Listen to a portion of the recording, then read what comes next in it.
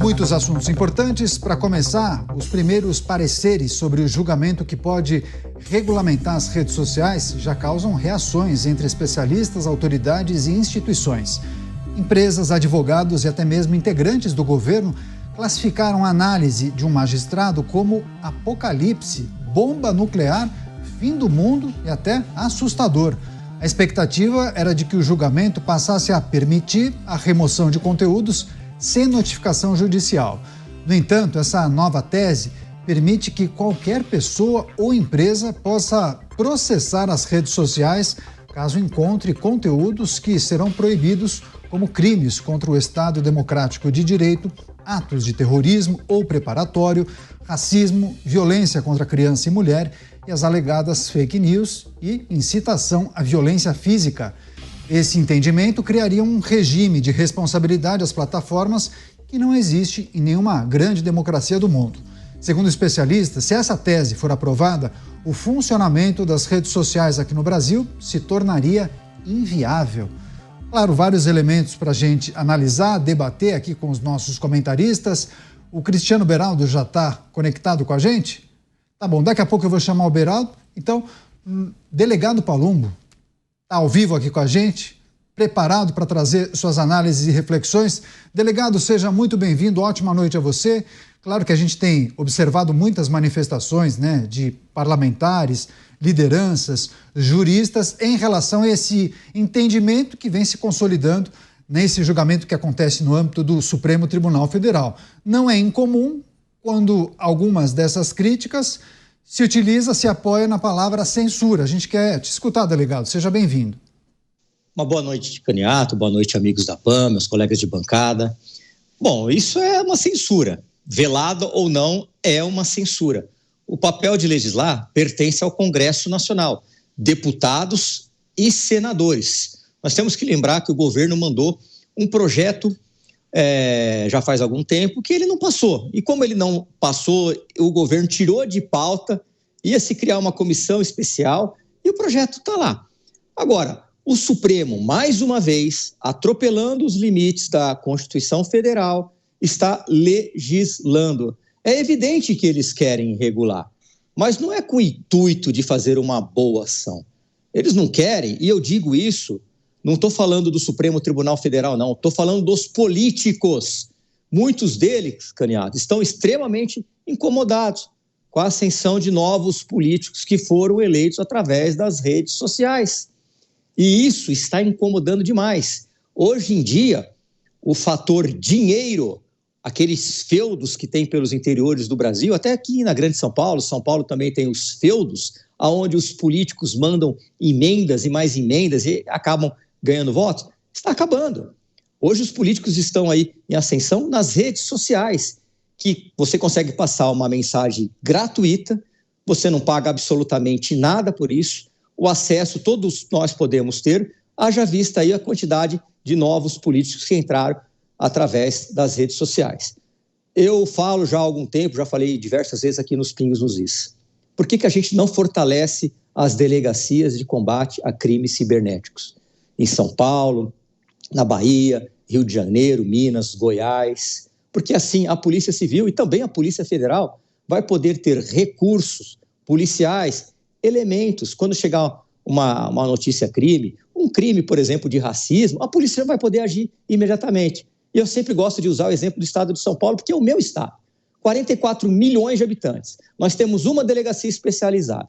Não há como dar certo investigações nesse caso, porque a demanda é muito grande. Mas os governadores estão esquecendo dessa polícia tão importante, que é a polícia especializada que combate os crimes em matéria de internet. Agora, você regular, é exatamente isso como você falou na matéria, Caniato. O que vai fazer? As redes sociais vão embora, esses políticos novos que entraram, inclusive eu, vai ter uma dificuldade tremenda, porque a gente não trabalha mandando emenda para pedir votos de volta, a gente trabalha com o nosso trabalho, com voto de opinião, mostrando o serviço. E aonde que eu mostro o meu serviço? Através das redes sociais.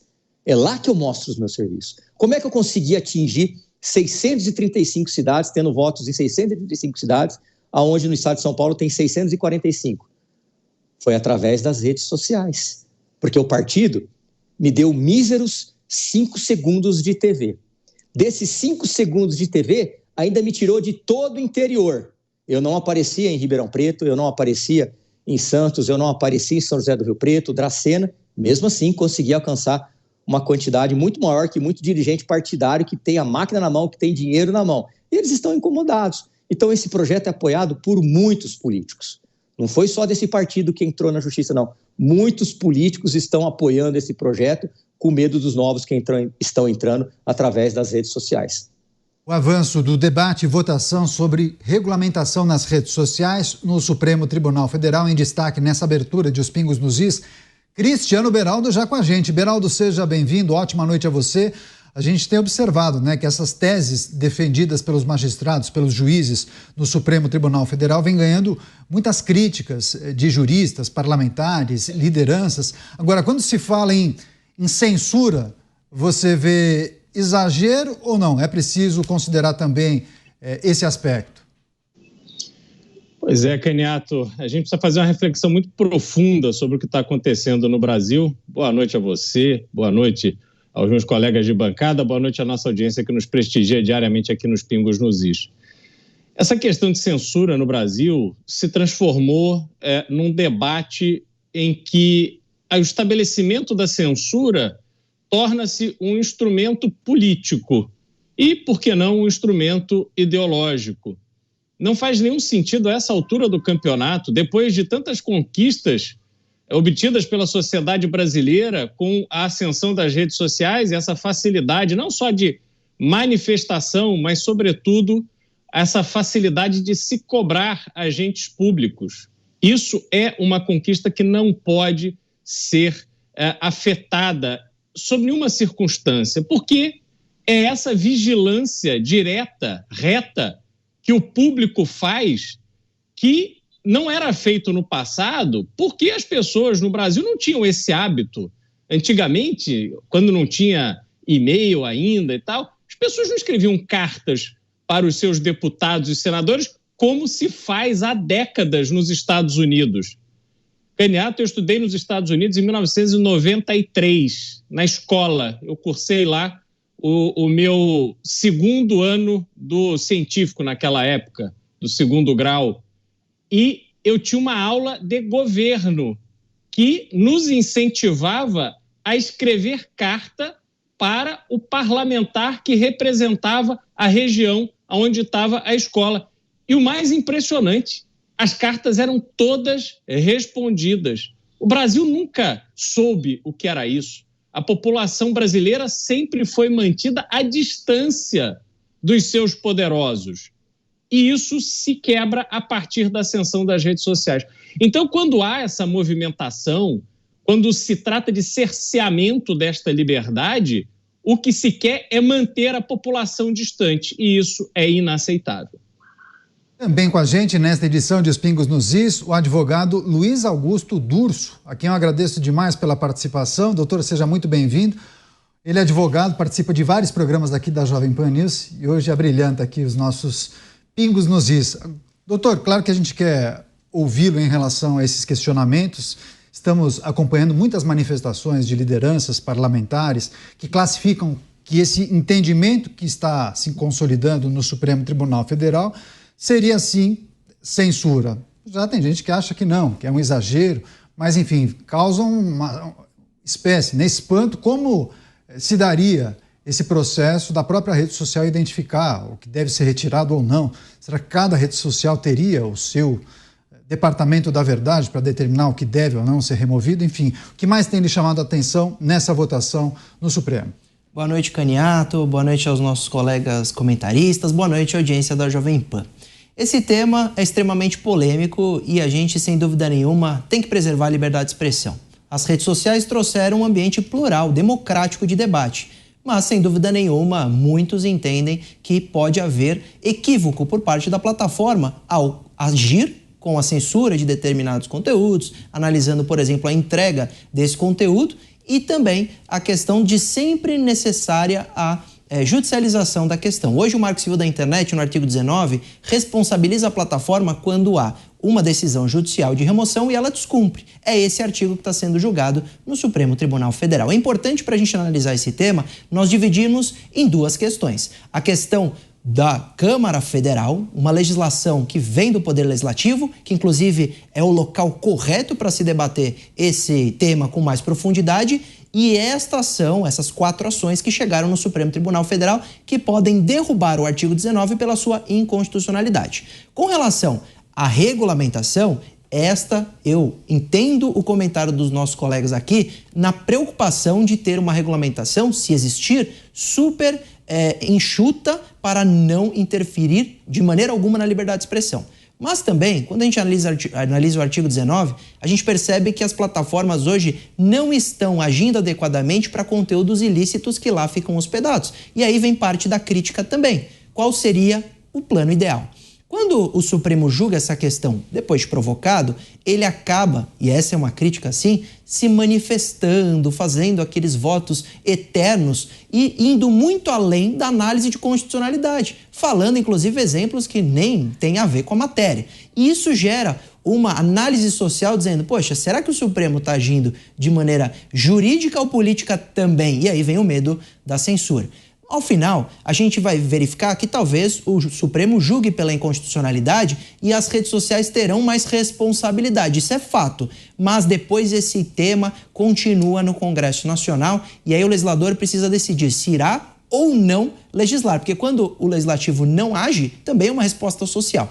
Se agir e regulamentar a internet e as redes sociais, que seja da forma mais conservadora possível, afastando qualquer análise sobre opinião, crimes de opinião, discurso de ódio e fake news, porque isso é altamente subjetivo, focando 100% em crimes manifestamente ilegais, como terrorismo, induzimento ao suicídio, pedofilia, crimes contra as mulheres, etc. Quem sabe assim nós teremos um futuro bom para a internet, com uma regulamentação justa e razoável, afastando qualquer possibilidade de ataque à liberdade de expressão. Vai continuar nesse tema, tem só um complemento, porque a líder da recém-criada Frente Parlamentar da Liberdade de Expressão, deputada Júlia Zanata, reagiu a esse julgamento que pode regulamentar as redes sociais. Segundo ela, os magistrados desconhecem o funcionamento das plataformas e das redes no país, podendo sim promover censura. Zanata também afirmou que o objetivo do julgamento não é evitar fake news ou desinformação, mas perseguir e calar a oposição. Delegado Palumbo, o Luiz Augusto trouxe pontos de vista e informações muito importantes e relevantes. Você, como o representante do Congresso Nacional, delegado Palumbo, é comentarista da Jovem Pan e também deputado federal. Congresso Nacional, os nossos legisladores, o que compete a eles a partir desse entendimento que se consolida no Supremo Tribunal Federal? Porque muitos falam, né, que haveria interferência, muitos falam em usurpação de competência, enfim. Deputados e senadores, quando optam em não tratar, não debater um tema, não colocar em pauta, também estão legislando. Mas uma vez que o Supremo Tribunal Federal debate esse tema, você acha que isso irá forçá-los a, mais uma vez, colocar em pauta um outro projeto que trataria de regulamentação das redes? Caniato, o que o nosso telespectador, o povo de forma geral, não entende, e eu também sou bastante questionado e cobrado, inclusive pelas redes sociais, como que funciona o andamento de um projeto. Se o presidente da Câmara, numa reunião de líderes, resolver não pautar os projetos que passaram por todas as comissões, inclusive essa especial, o projeto não vai ser pautado. E eu, como parlamentar, o delegado Palumbo, a própria Júlia Zanata, nós não temos o que fazer. Nós não temos um recurso. O presidente não vai pautar, nós vamos pautar à força. Não é assim. O presidente da Câmara e o presidente do Senado, eles têm um poder gigantesco. Inclusive, o presidente do Senado é o único que pode colocar lá o processo de impeachment de qualquer ministro em andamento. Nós, os outros 512 deputados, nós ficamos refém dessa boa vontade. As pessoas me questionam o tempo todo. Você está aí, cadê os projetos? Eu tenho mais de 80 projetos de lei. Mas se não tiver uma boa vontade, do presidente da Câmara, ou mesmo numa comissão, tem projeto meu, que está em determinada comissão, que simplesmente o presidente, por ter um viés político e ideológico diferente do meu, ele não coloca em julgamento, ele não coloca em votação, ele não coloca para ser pautado, então fica difícil. E nós ficamos ali, lutando o tempo todo. Eu concordo com a Júlia Zanatta. É uma censura, sim, é uma censura velada, isso que querem fazer. Eles estão extremamente incomodados com a ascensão de políticos que surgiram através das redes sociais. E a gente sabe que tem políticos que gastam milhares de reais, milhares. Enquanto eu, que faço parte da oposição, recebo as minhas emendas impositivas, 37 milhões do governo federal, 10 milhões da bancada paulista, por votar 99% contra o governo, eu não tenho outros tipos de emenda. Mas a gente sabe que tem deputado que chega a 100 milhões, 150 milhões, 200 milhões, e eles acabam formando aqueles redutos. Aí, quando chega as eleições, pega um deputado igual eu, que fiz oposição, que só tem as impositivas, e tem mais voto que eles. Eles não se conformam com isso. Tem muito, por isso que eu repito, eu respeito muito o doutor Durso. Aliás, todas as vezes que tem alguma dúvida, eu pergunto para ele, porque ele realmente é um especialista no assunto, mas tem muito parlamentar, muito mesmo, que não vê a hora dessas redes sociais irem embora do país. Para eles poderem voltar aquele velho sistema. Quer saber de alguma coisa? Procura o Diário Oficial, lá você vai ficar sabendo. Agora, o Beraldo, um dos votos de um ministro nessa apreciação que acontece no Supremo Tribunal Federal, o magistrado concluiu que é necessário estabelecer que as plataformas removam os conteúdos quando notificadas pelas vítimas do suposto conteúdo irregular sem a necessidade de decisão judicial. Mas também em alguns conteúdos específicos envolvendo crimes graves, não está destacado quais seriam, as redes já deveriam agir mesmo sem notificação. E aí acaba criando uma dúvida, né? Qual seria, né, o regramento? Todas adotariam um mesmo padrão? Umas seriam mais flexíveis, outras não? De que forma seria essa implementação? Muitos têm essa dúvida, viu, Beraldo? Você não se preocupa a maneira como isso se daria na prática? Pois é, 2 pontos aqui que eu gostaria de destacar.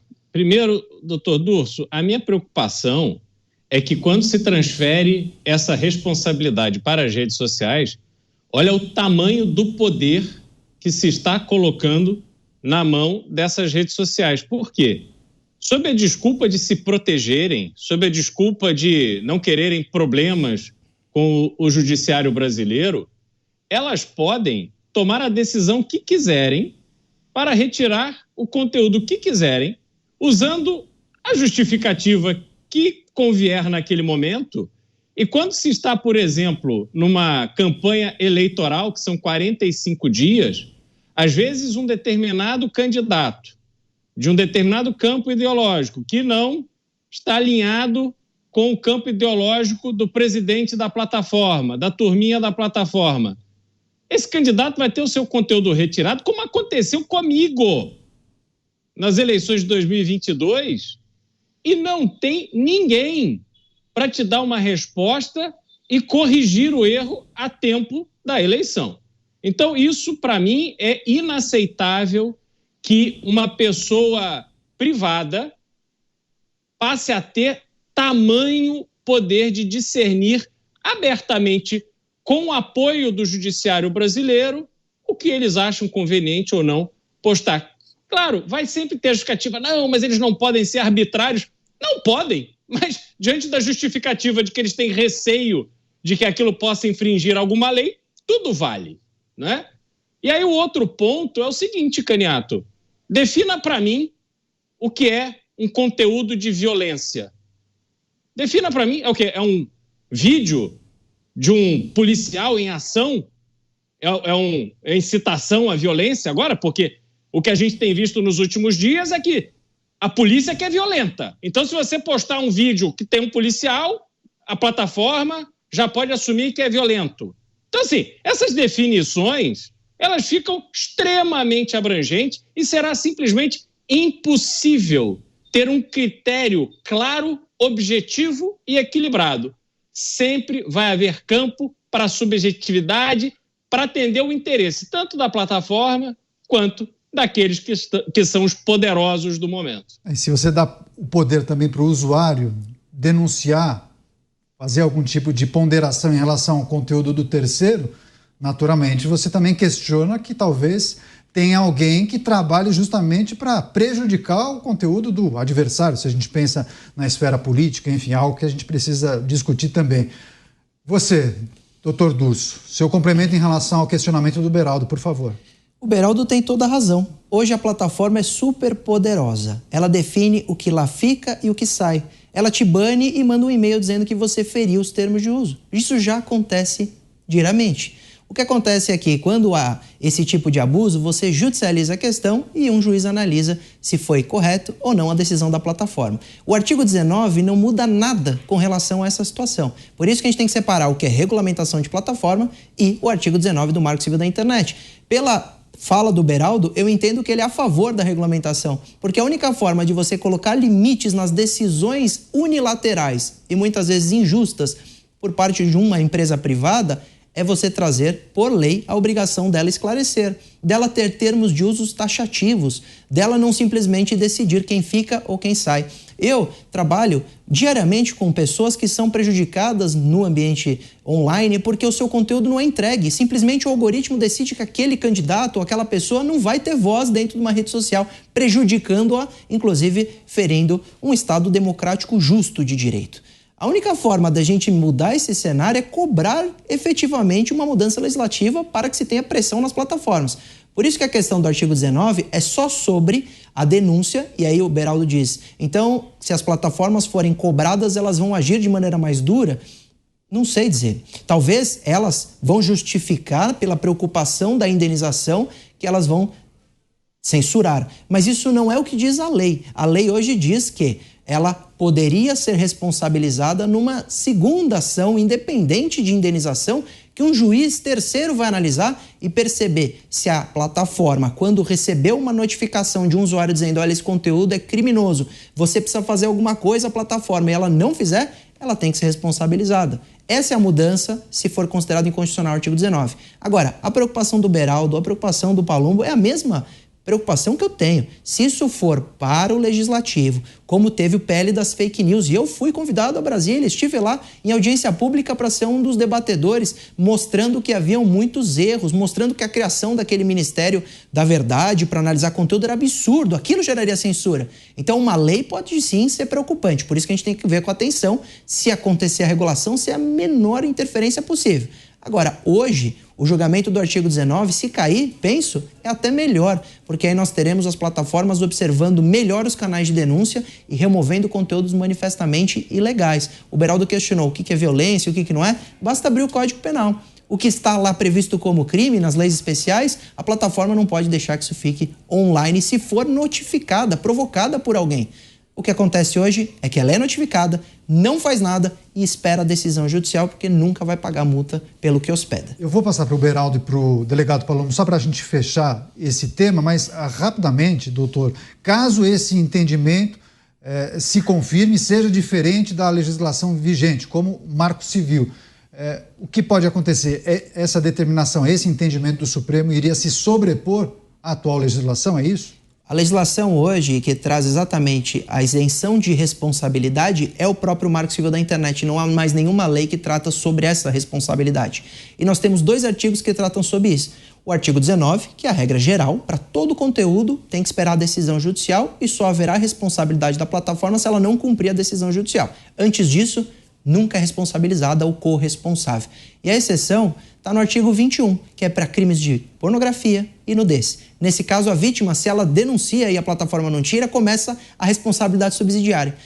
O Supremo, se derrubar o artigo 19, esse artigo perde efeito imediatamente. E eles vão emprestar o que diz o artigo 21 para os crimes manifestamente ilegais. É isso que na prática pode acontecer se o artigo 19 cair. Tá certo. Só para a gente fechar, quer trazer o outro lado, Beraldo? Mais uma informação, não, por favor. Só para esclarecer, eu não sou a favor da regulamentação das redes sociais, não, doutor. Eu acho que é preciso haver transparência.